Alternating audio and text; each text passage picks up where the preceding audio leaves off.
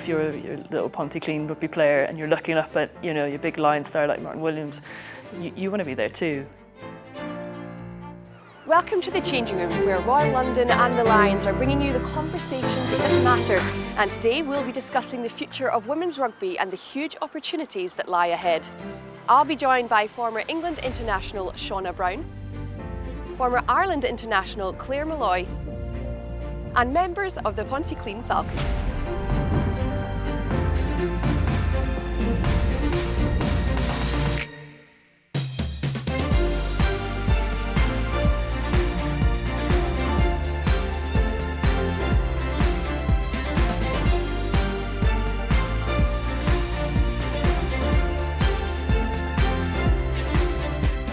We've been discussing on the Changing Room a lot the possibility of a women's Lions tour and trying to actually put that into action. What kind of impact would a women's Lions tour have on the elite women's rugby game at the moment?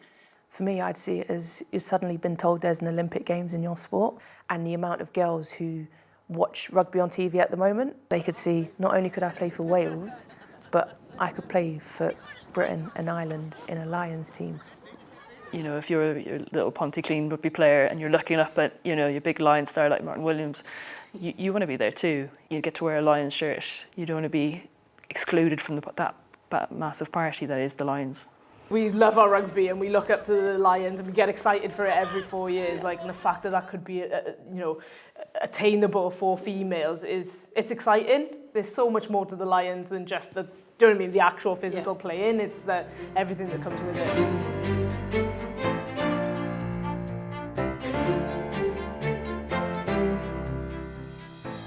Now, I want you to dial into the future, specifically 10 years ahead. Where do you think women's rugby will be at that point? And also, how do we get there? I hope in 10 years we're looking at a professional league, a fully professional league. Every single player? That every single player is playing rugby, making their living through rugby. I think to get there, we need to keep, knocking on the door of getting what's called commercial sponsors in. Big companies like Royal London coming in and supporting the visibility. That's the kind of people we need to get involved. We need to see them look at the product of women's rugby and see, well, this is where we want to be. This is the side we want to be on, supporting them being a trailblazer.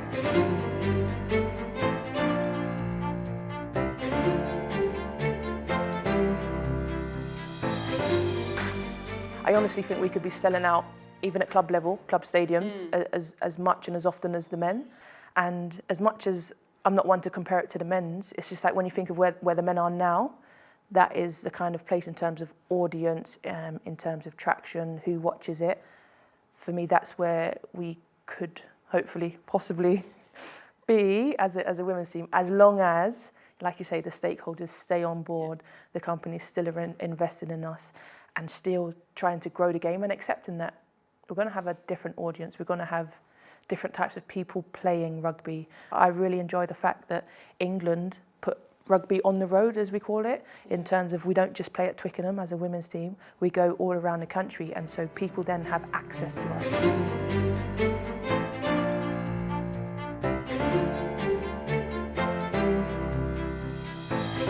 How important is it to inspire that next generation and for players to develop at something that we've mentioned and is so fundamental, grassroots level?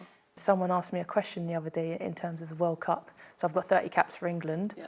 Would I give 29 away to have won the World Cup final?